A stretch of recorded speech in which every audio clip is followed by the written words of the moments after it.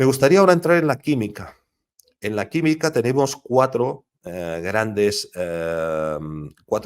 temas que han quedado fuera del relato académico. El primero de ellos sería la ciencia oculta del hidrógeno atómico. El segundo serían las transmutaciones nucleares en biología y geología, de las cuales yo voy a impartir una de las sesiones en este webinario. El tercero sería la fusión nuclear fría o las Low Energy Nuclear Reactions, este es el acrónimo que se utiliza. Y el cuarto sería los estados M de la materia, que sería lo que popularmente se ha conocido como el Hormuz, y que tengo que decir que prácticamente el 99% de lo que se dice no tiene absolutamente nada que ver con los descubrimientos originales que hizo un señor llamado David Hudson. Continuamente estamos viendo la promesa de que el hombre va a tener una solución a su problema energético a partir de la fusión del hidrógeno. Esta noticia es reciente, estas noticias son del año 2022 o del año 2015, pero en los años 60, 70, 80, 90 se decía que en un futuro tendríamos reactores de fusión nuclear de hidrógeno.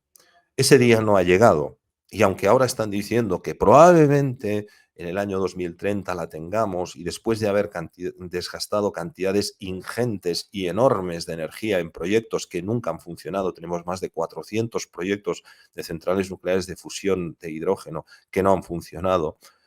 La razón de esto es porque seguimos sin comprender cómo verdaderamente funciona el hidrógeno. Esta es una de las grandes zanahorias que yo digo que se ponen frente al burro para que la gente siga investigando cosas que no tienen ningún futuro,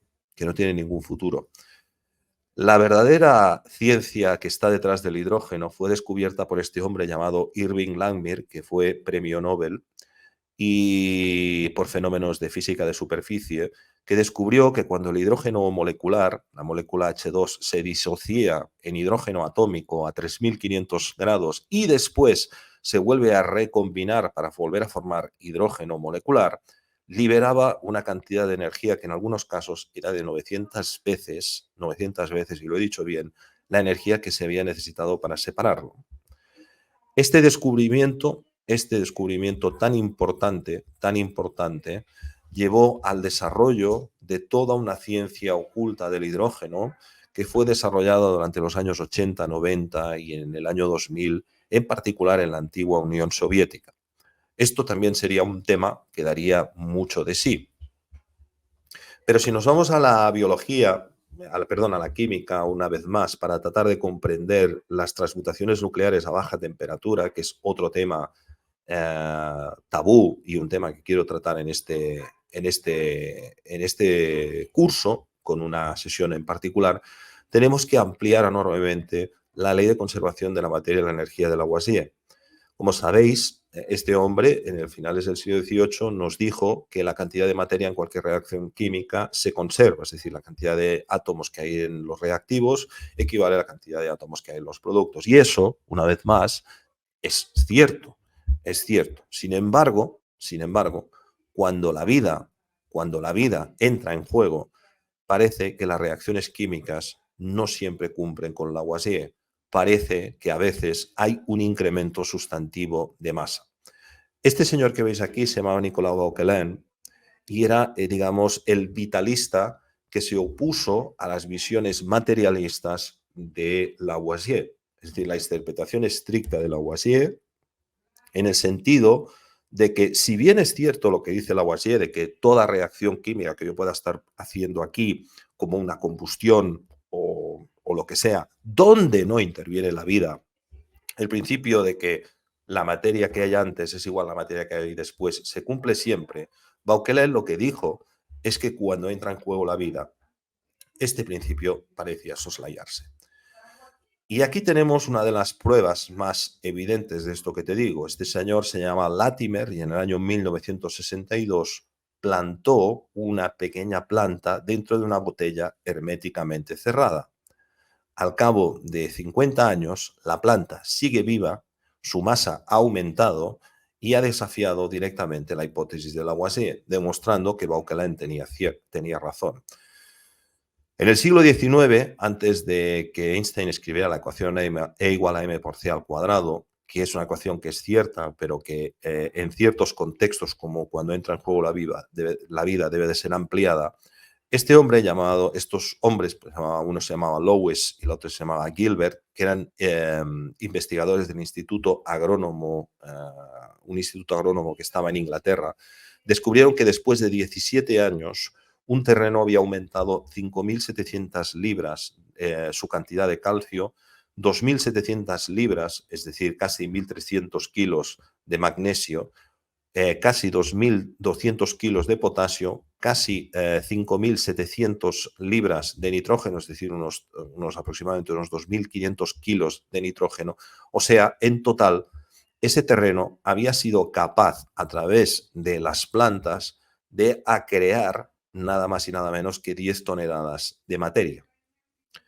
Este es el horizonte de la física del éter al cual yo quiero llegar. Es decir, detrás de todos estos experimentos, detrás de todos estos hechos que yo trato de explicar en mis libros y demás, siempre parto de la base de que el éter no es nada más que el vehículo transductor a través de la vida de la energía en forma de materia. Es una de sus formas de manifestación. Pero hubieron dos científicos que en el siglo XIX hicieron un especial estudio de estos dos fenómenos. El primero es más conocido que el segundo, fue Louis Kerbrand, un físico francés, un químico francés. Aquí podemos ver la carta de nominación al Premio Nobel del año 1975 que hicieron dos genetistas que recomendaron a este hombre como Premio Nobel, que descubrió que un experimento que los alquimistas tenían muy claro, que es que los pollos o las aves que no son alimentadas con calcio, es decir, son alimentadas, por ejemplo, con avena. La avena es una comida que a las aves les gusta mucho. La avena es una planta que prácticamente no contiene nada de calcio y, sin embargo, contiene mucho potasio.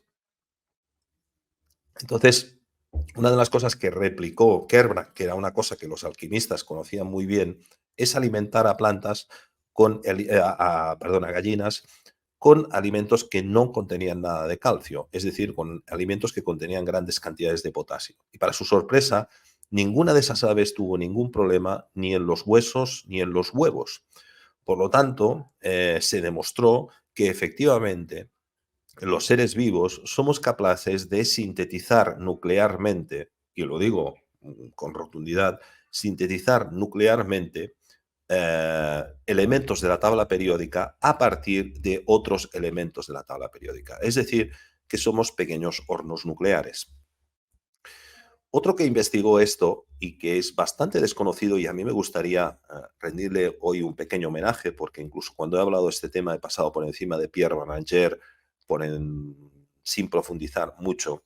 Pierre Baranger era catedrático de química orgánica de la Universidad de la Sorbona y en varias ocasiones, él durante muchos años realizó experimentos con germinados. Y en estos experimentos con germinados concluyó que efectivamente las plantas son capaces de aumentar su masa, es decir, de sintetizar azufre, potasio, fósforo y otros elementos, a pesar de que en el agua que se les está dando a esos germinados no hay trazas de estos elementos. Quisiera solamente decir una frase suya. Mis resultados parecen increíbles, pero ahí están. He tomado todas las medidas y precauciones posibles, he repetido miles de veces los experimentos, he hecho que terceras personas replicaran y comprobaran los resultados sin que supiesen a qué se refería. He empleado diversos métodos, he cambiado los experimentadores, pero no hay evasiva posible. El resultado es que las plantas conocen el antiguo secreto de los alquimistas. Todos los días, ante nuestros ojos, están transmutando los elementos. Mis resultados confirman a von Hersele, que fue el hombre que investigó estos germinados en el siglo XIX, que publicó un libro que se llama Materia y Vida, y permiten demostrar que bajo determinadas condiciones las plantas son capaces de generar elementos químicos que antes no existían en su entorno. Aquí podemos ver un mapa de los hongos y las bacterias que dan lugar a esas transmutaciones, y algunos de ellos son muy conocidos. Por ejemplo, tenemos el Aspergillus niger, el Penicillium cryogenum, el Mucorrhacemosus, la Saccharomyces cerevisiae. En fin, cualquier biólogo sabe perfectamente que estos hongos son ampliamente utilizados en microbiología. Y en todos los experimentos que realizó Louis Kerbrand, este científico que os he dicho, junto a un científico japonés que se llamaba Komaki, con todas las medidas, con todos los controles, llegaron a la conclusión de que efectivamente las plantas son capaces de sintetizar el sodio a partir perdón, el potasio a partir del sodio y viceversa, o sintetizar el magnesio a partir del sodio y ese magnesio después poder convertirlo a calcio, entre otras, porque hemos aislado otras mutaciones en el hierro, en el cromo, etcétera, etcétera. Bueno, esto no lo voy a explicar, pero sí quiero hacer referencia al hecho de que en el año 1978 unos científicos militares trataron de replicar los experimentos de Louis Kerbrand y en la conclusión de su artículo, de este artículo que lo podéis encontrar fácilmente en Internet, demostraron que en la mitocondria se producen transmutaciones de sodio a magnesio, de potasio a calcio y de manganeso a hierro y finalmente también incluso de zinc a partir del cobre. Este documento fue declarado secreto y en un momento dado, años después, se desclasificó. Pero es que esto, que parece una cosa muy compleja y que se necesitaría de muchos experimentadores, se puede comprobar fácilmente. Esta planta, que se llamaba el musgo hispánico, la tilandasia, la podemos encontrar en todos los gardens, en todos los lugares donde se venden plantas de prácticamente de todos los sitios, ¿no? Porque es una planta muy particular. Esta planta tiene la particularidad, como podéis ver, que puede crecer colgada de un hilo de hierro, de un hilo metálico.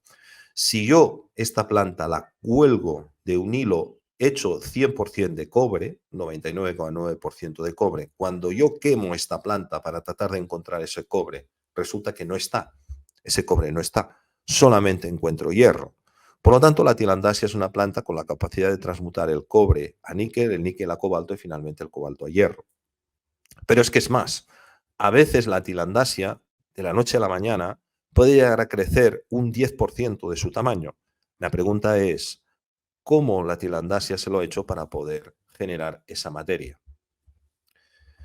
Las transmutaciones nucleares van más allá incluso de esto. Esto que estoy ahora mismo mostrando es un laboratorio que había en Ucrania, y digo había porque lamentablemente no tuvieron financiación para seguir con sus experimentos y además era una investigación transversal entre Ucrania y Rusia y ahora con todos los problemas que se han habido, pues evidentemente todo esto pasó al olvido, de un sistema que con muy baja energía, proyectando sobre una diana constituida en un 99,9943% de cobre, después de recibir un impacto energético, se demostraba de que rápidamente había zonas donde había desaparecido el cobre. Por ejemplo, aquí, en esta zona de aquí en concreto que estoy marcando, la cantidad de cobre solamente es del 82% y aquí puedo encontrar carbono, oxígeno, cromo y hierro.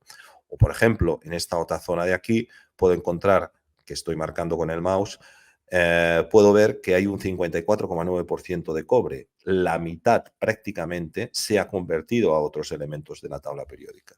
Por lo tanto, el mito de que los elementos de la tabla periódica solamente pueden transmutar a billones de grados en condiciones de muy alta energía se ha manifestado como falso. Estas son las conclusiones a las cuales llegó Louis Kerbrand, que también investigó las transmutaciones nucleares en el interior de la Tierra y que espero, si haces el máster en el ICA, te pueda comentar y profundizar mucho más. Ahora me gustaría saltar al siguiente tema porque ya llevo casi 45 minutos y debo ya de ir cerrando, de la fusión fría. Supongo que habéis oído hablar de la fusión fría. En marzo de 1989, estos dos científicos, Stanley Pons y Fleischmann, salió publicado en la revista Time y después hicieron una rueda de prensa diciendo que habían conseguido una reacción nuclear en una célula electrolítica y constituida de paladio y platino. Habían conseguido provocar reacciones nucleares en cadena.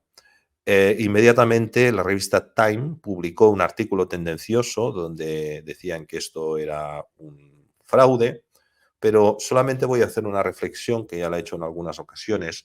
Pons y Fleischmann en su conferencia dijeron que para que este fenómeno se pudiera producir se necesitaba de 2 meses de espera, es decir, de 60 días como mínimo. ¿Cómo la revista Time podía publicar un mes y medio después, es decir, 45 días después, que esto era un fraude? no tenía ningún sentido. Como mínimo, suponiendo que ellos hubieran, desde el día siguiente, desde el minuto 1, donde Pons y Fleischmann hicieron esta afirmación, a ponerse a replicar exactamente lo mismo que Pons y Fleischmann habían hecho, ¿cómo podían llegar a la conclusión de que era un fraude si Pons y Fleischmann dijeron muy claro en su conferencia de que había que esperar 60 días? Aquí podemos ver el resultado de una reacción en una celda de Pons y Fleischmann mejorada que realizó Tadaiko Mizuno, un científico japonés, que demostró que las trazas de estos otros elementos que se generan en la tabla periódica no coinciden con la isotopía normal. Es decir, el cromo, que es el elemento que he cogido como ejemplo, tiene a su lado izquierdo, podéis ver, la constitución normal del cromo. Es decir, el cromo tiene en un 83,8% la presencia de cromo 52. Sin embargo, el cromo que se observaba en los reactores, en las células electrolíticas de Pons y Fleischmann, tenía solamente un 50,9%. Esta diferencia de casi el 26% indica claramente de que lo que Pons y Fleischmann descubrieron efectivamente era una reacción nuclear a baja temperatura. Esto cambiaría también muchísimo prácticamente toda la física nuclear que sabemos. La tendríamos que reescribir y la tendríamos que reescribir partiendo de la química del éter. Otro científico que quiero mencionar, son muchos, Giorgio Picardi. Giorgio Picardi era un hombre que durante 11 años se dedicó a estudiar la velocidad de las reacciones químicas y demostró que en una reacción química hecha de oxicloruro de bismuto, que es una sal que precipita a veces más, a veces menos en función de la hora del día, pues Giorgio Picardi demostró que la precipitación del oxicloruro de bismuto coincide con la actividad solar, ¿vale? Y más en concreto con las manchas solares. Y lo hizo durante 11 años porque, como sabemos, cada 11 años los polos magnéticos de nuestra estrella, del Sol, cambian de norte a sur y de sur a norte. Realmente es un mecanismo que nadie nunca ha llegado a comprender, pero que Giorgio Picardi nos dijo, bueno, pues resulta que las reacciones químicas de precipitación del oxicloruro de bismuto coinciden con la actividad solar. Por lo tanto, pueden haber aspectos astronómicos que pueden dar lugar a la explicación de por qué ciertas reacciones químicas se pueden dar en determinados momentos con mayor o menor velocidad o incluso en algunos casos no producirse.